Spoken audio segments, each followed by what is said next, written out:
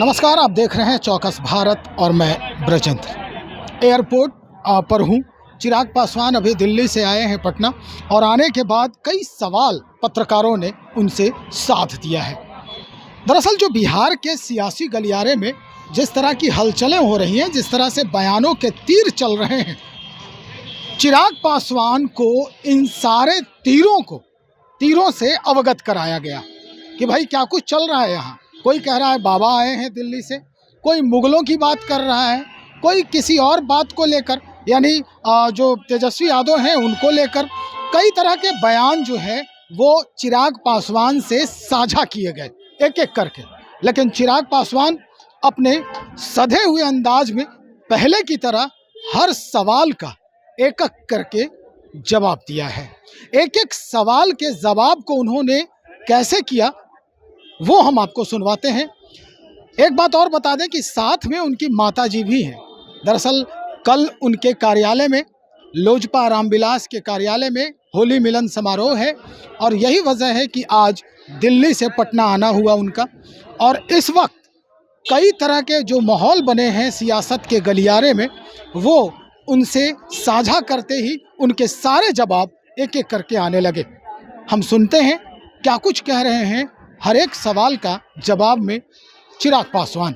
ये कौन सी बात उन्होंने पहली बार बोली है? बाबा बागेश्वर ने हमेशा से अपनी इस इच्छा को जाहिर किया है कि वो भारत को एक हिंदू राष्ट्र बनता हुआ देखना चाहते। जो लोग उनसे सहमत हैं वो उनके कार्यक्रमों में जाते हैं, उनमें आस्था रखते हैं, उनकी बातों को, उनके प्रवचन को सुनते हैं। और एक बहुत बड़ी देश की आबादी है जो उनकी बातों से सहमत होती है। बहरहाल बिना इस विवाद में गए हुए कि वो क्या कह रहे हैं नहीं कह रहे, देश चलेगा तो संविधान के आधार पर चलेगा। और जो राजनीतिक दल, हर धर्म गुरु की इच्छा होती है कि देश उनके धर्म के आधार पर चले। ऐसे में वो अपनी इच्छा को रखते हैं, उनके अनुयायी उनकी बातों को सुनते, मानते, समझते हैं। ऐसे में मैंने पहले भी इस बात को कहा है कि किसी भी राजनीतिक दल को इसमें हस्तक्षेप करने का कोई मतलब ही नहीं है।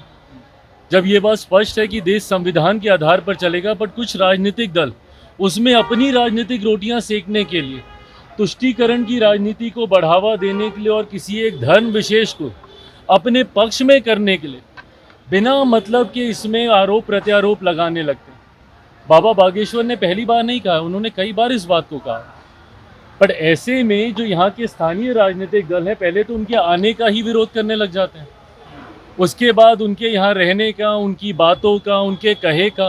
भाई आप एक राजनीतिक दल हैं, आपको क्या लेना देना कोई धर्मगुरु आके क्या कह रहे हैं नहीं कह रहे हैं। जब किसी दूसरे धर्म के लोग अपने धर्म के बारे में सारी बातें करते हैं तब तो ये लोग नहीं बोलते राजद जैसी पार्टियाँ।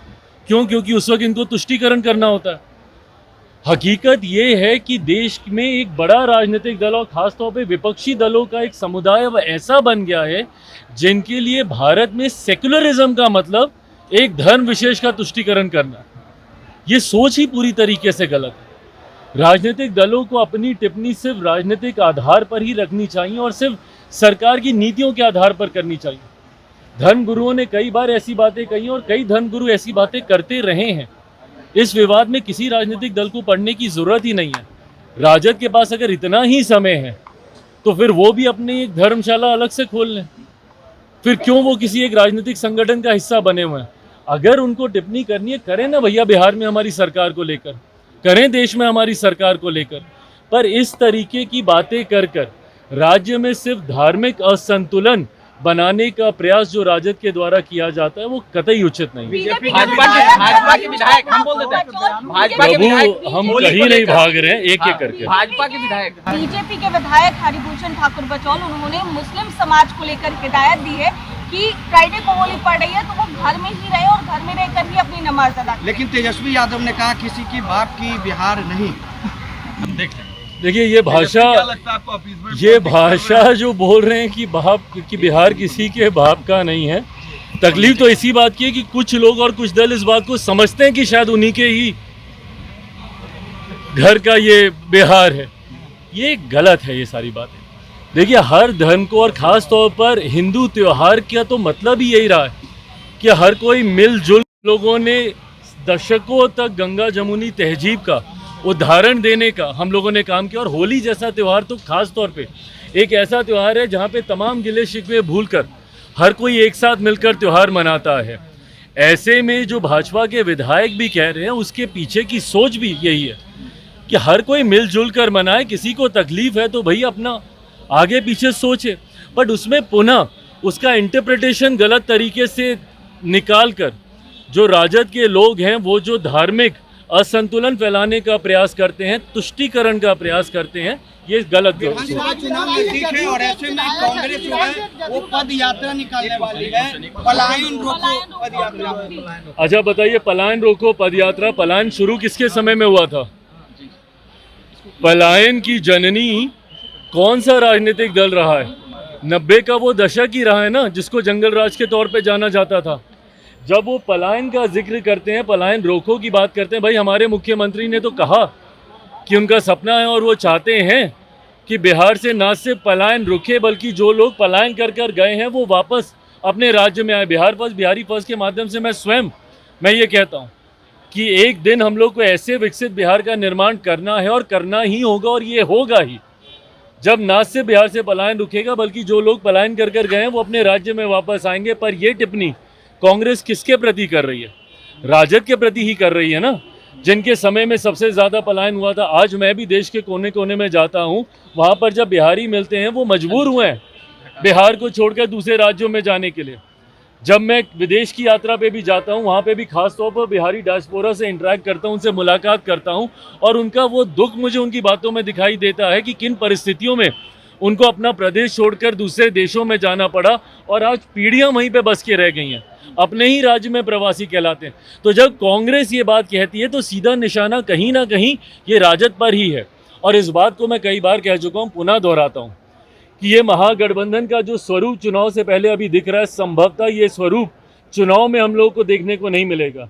जिस तरीके से महागठबंधन के विभिन्न घटक दलों के बीच में ही एक वर्चस्व की लड़ाई शुरू हो गई है, चुनाव आते आते तक आप देखिएगा कि इस वर्चस्व की लड़ाई का परिणाम होगा कि राजद कांग्रेस, और एक बार पहले भी ये हो चुका है, पहले भी राजद कांग्रेस अलग होकर चुनाव लड़ चुकी है, वर्चस्व की लड़ाई में इस बार भी देखने को मिलेगा। और जिस तरीके से कांग्रेस के तेवर हैं और जिस तरीके से केंद्रीय नेतृत्व से लेके बिहार का जो उनका संगठन है, जिसको इस बात की समझ अब आ चुकी है कि उनके पास खोने के लिए ज़्यादा कुछ नहीं है। जितनी सीटें उन्होंने जीती है, संभवतः अकेले लड़के इससे ज़्यादा सीटें वो जीत सकते हैं।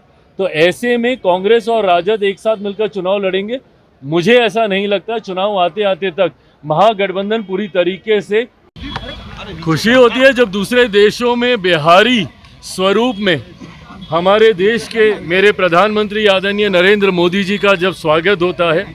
मॉरिशस एक ऐसा देश है जहाँ पे बड़ी आबादी बिहारियों की है, और ऐसे में जब हम लोगों की परंपरा से उनका स्वागत वहाँ पे किया जाता है, प्रधानमंत्री जी वहाँ के एक राष्ट्रीय कार्यक्रम में बतौर मुख्य अतिथि के तौर पर वहाँ पर सम्मिलित होने गए हैं, और मैं मानता हूँ कि हम सब के लिए, देशवासियों के लिए और ख़ास तौर पर बिहारियों के लिए ये गर्व का क्षण है। औरंगजेब मामले को लेकर क्या कहेंगे? कई विधायक अरे प्रभु, ये इनका होता रहता, कोई नहीं बात। लेकर सवाल है कि औरंगजेब को जो भी समर्थन करेंगे उन्हें पाकिस्तान भेज दिया जाएगा, उत्तर प्रदेश में योगी सरकार के यहाँ भेज दिया। अबू आजमी वाले बयान के बाद बिहार में भी विधानसभा में तकलीफ इस बात की है कि जब आप हिंदू शासकों की तुलना और उनकी तुलना में कुछ ऐसे मुगल शासकों का नाम लेने लगते हैं जिनका एक अपना क्रूर इतिहास रहा है, उनका अपने ही परिवारजनों के साथ उनकी क्या भूमिका रही, देश में शासन करते वक्त देशवासियों के साथ उनकी क्या भूमिका रही, ये इतिहास में दर्ज है, ये कोई नई बात नहीं है। पर ऐसे में हिंदू शासकों के सामने तुलना करते हुए जब आप उनको ऊंचा दिखाने की सोच रखते हैं तो ये तुलना ही गलत है।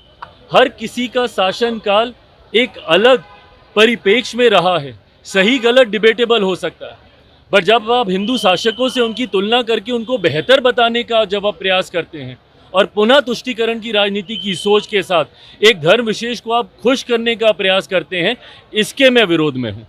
तो सुना आपने कि कैसे हर सवाल का जवाब देते नजर आ रहे हैं। दरअसल होली के सौहार्द पर इस तरह के बयानों का आना ये चिंता का विषय है। और सबसे अधिक चिंता का विषय इसलिए भी है कि चुनाव है 2025 में, अक्टूबर नवंबर के महीने में, और राजनीतिक गलियारे से इस तरह के भनक हनक और आवाज़ निकलना ये कहीं ना कहीं जनता के जहन में एक नकारात्मक जो है ये बातें स्थापित करने में सक्षम साबित हो जाएगा। तो चलिए देखते हैं इस बयान के ऊपर और लोगों का जो बयान है वो क्या आता है, कैसे इसको लोग समझते हैं। चिराग पासवान के बयान को हम वो भी लेकर बहुत जल्द हाजिर हो रहे हैं। बने रहिए हमारे साथ, बहुत शुक्रिया आपका।